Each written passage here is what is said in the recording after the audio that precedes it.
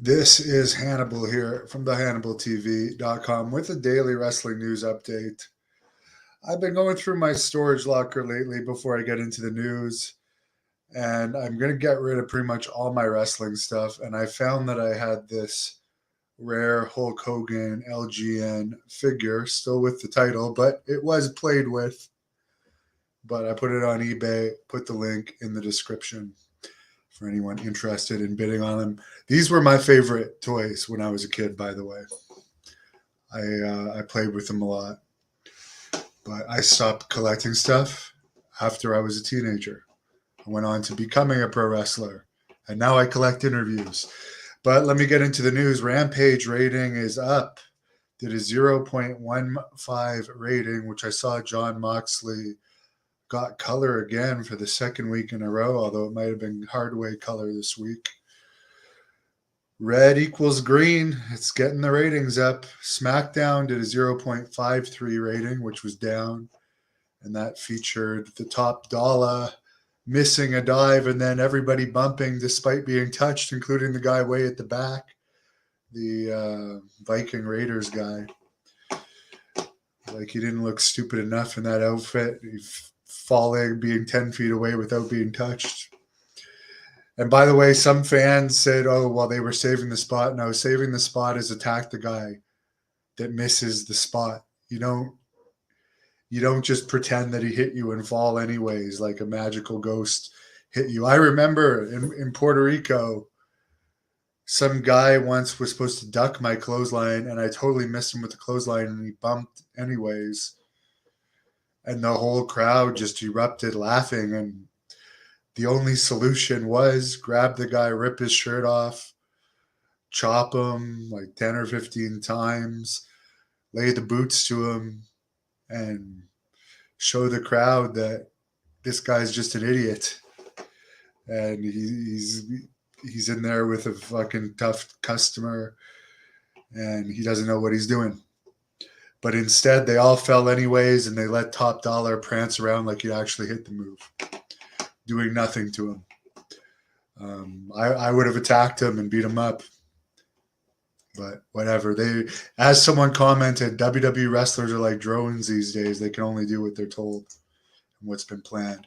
PWI is reporting that Jeff Hardy's DUI case that is scheduled for this Wednesday is likely going to be rescheduled till next year.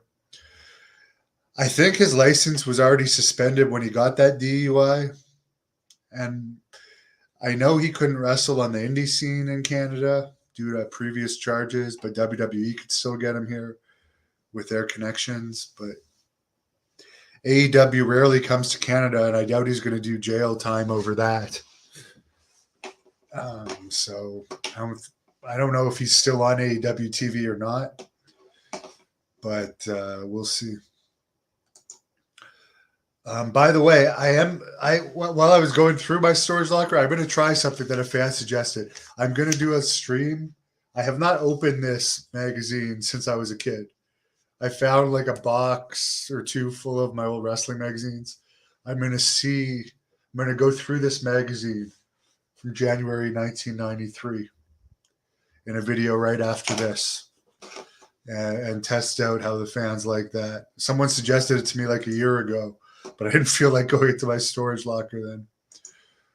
My favorite match I ever saw, two that come to, the first one that comes to mind, honestly, is the WrestleMania 8 Ric Flair against Randy Savage match, because those were just two of my favorites, but I was also very emotionally invested in that match. So I would say that one was my favorite. Wallace, WWE are now mostly actors that do their own stunts. Yes, they're like non-union actors. William, that spot was hilarious. Yes, I'll give it to him. That was the most entertaining thing that's been on WWE TV since Seth Rollins got beat up by that fan about a year ago. Hello, Christopher and Chris.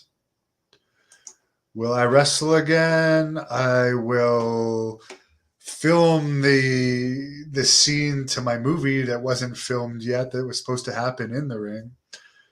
But will I actively wrestle again? No, I don't have any interest in it unless someone offers me a huge amount of money, which I don't see happening. I'd much rather just do this. Savage against Warrior, WrestleMania 7 would have been up there. It was it was a pretty good match. Definitely would put that one up there. Ricky Steamboat versus Moshman. I'm not a fan of Ricky Steamboat for some reason. He's a nice guy, but I always found him boring for whatever reason. And also at WrestleMania 3, I was just a little baby. I don't even think I was in kindergarten yet, so it's not like I didn't know like the build up to the match or anything. By the time I saw WrestleMania 3, it was 3 or 4 years after. So it didn't have the same meaning. Hello, Nashville Saints. What's up? I'm signing off here, but I'm going to sign back on and I'm going to do this.